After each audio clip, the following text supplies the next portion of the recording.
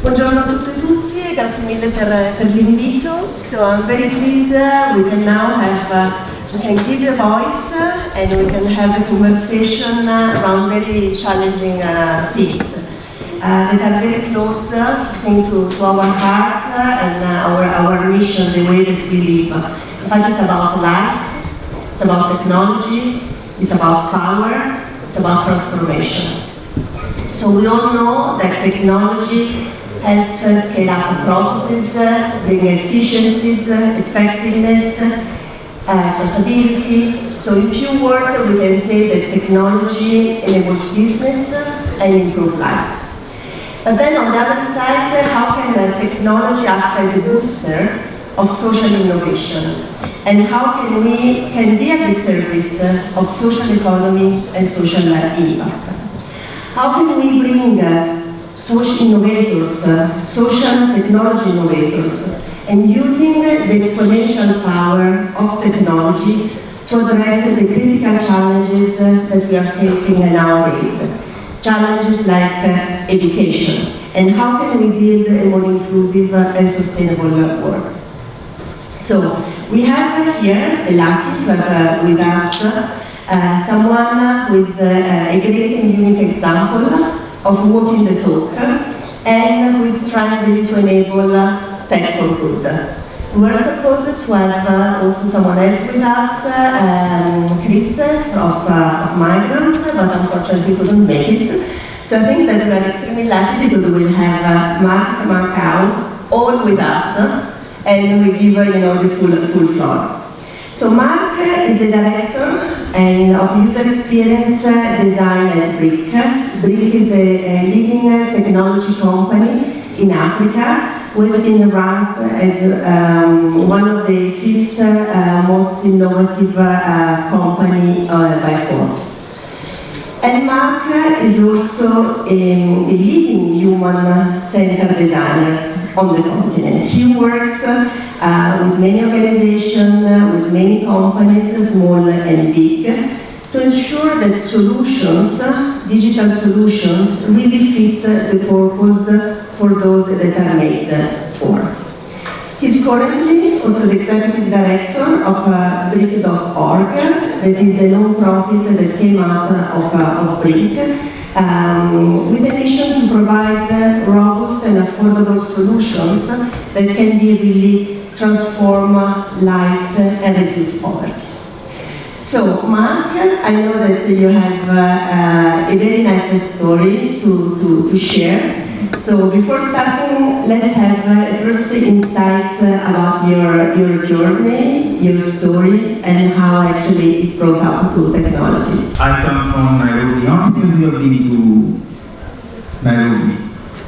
Oh, so a lot of you know Nairobi and Africa, and I come from a part of Nairobi that's what you consider challenging.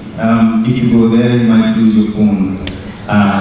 It's characterized by poverty and lack of resources and opportunities for young people. And so coming from this part of the world as a young person, my parent, my single mom, tried to take us through school, me and my 4 siblings.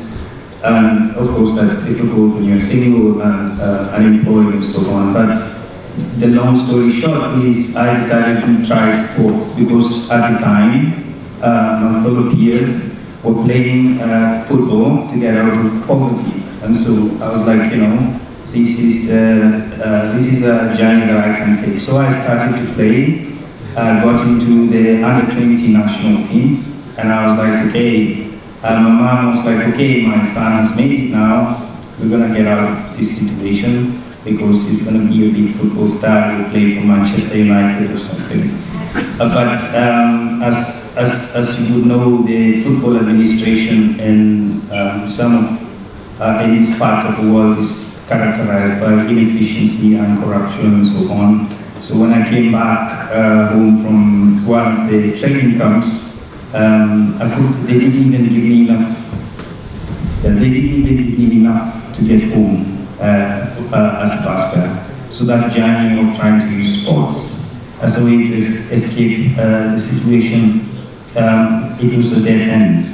And so as I was sitting there thinking, okay, no money for education, sports isn't working out, what will I do? At that particular time, these ladies from the Netherlands came to Kenya. They had 5 or 6 old Mac computers, and they had this experiment they wanted to carry out. They wanted to understand, they hear a lot about people from this part of the world, from Western journalists. If they were to take technology and teach young people from this part of the world how to use computers, how would they tell their own stories? So for them, it was just an exercise of giving a voice, using technology to young people so that they can tell their own stories. But to me, and the 20 people who were involved in this program, I had never seen a computer before at the time, but when I started using it, I discovered I was good at it, and it was a lifeline. And long story short, they wanted to leave. They said, we've done our project, but then we've learned how to make this website. This is about almost 20 years ago.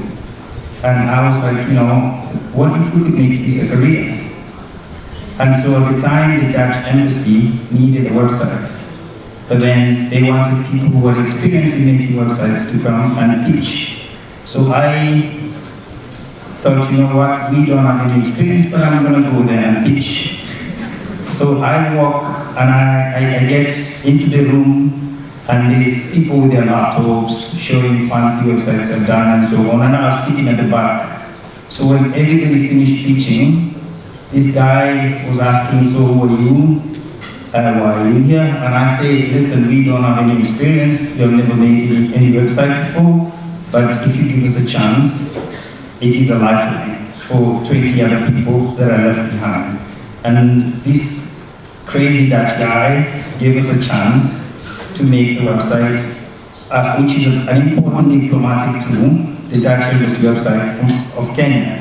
And so we made the first website, we made the website for them, and all of a sudden there's this light bulb. It's like, okay, 600 euros.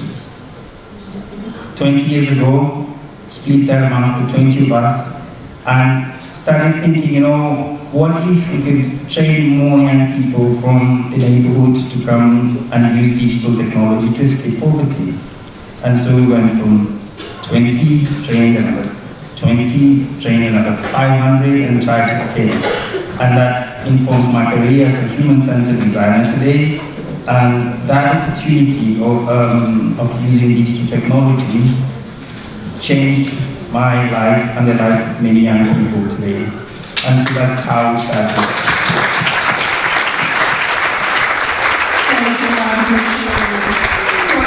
Continue the journey. So how, with your company, how do you use design and technology really to help people? If you can share with us some examples. Yeah, so human-centered design, how many of us know this human-centered design?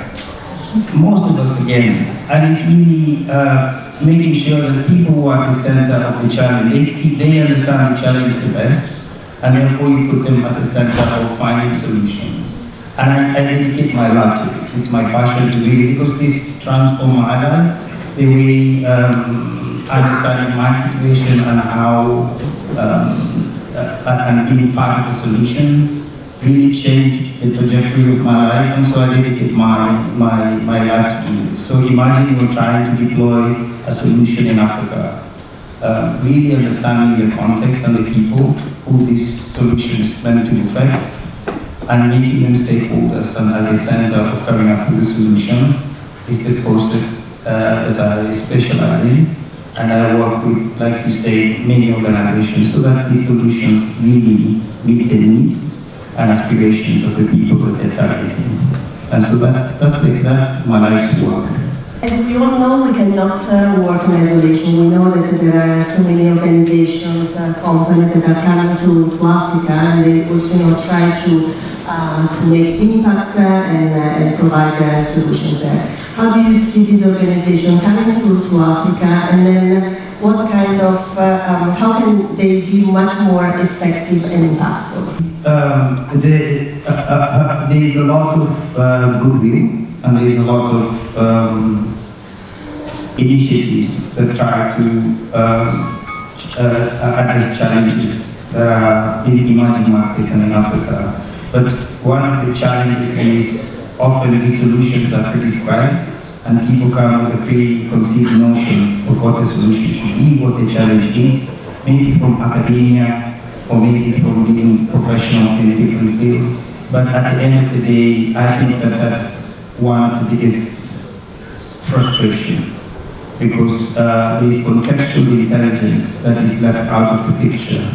And because people need support, they end up accepting, help, even though it is not contextualized, even though it is not appropriate.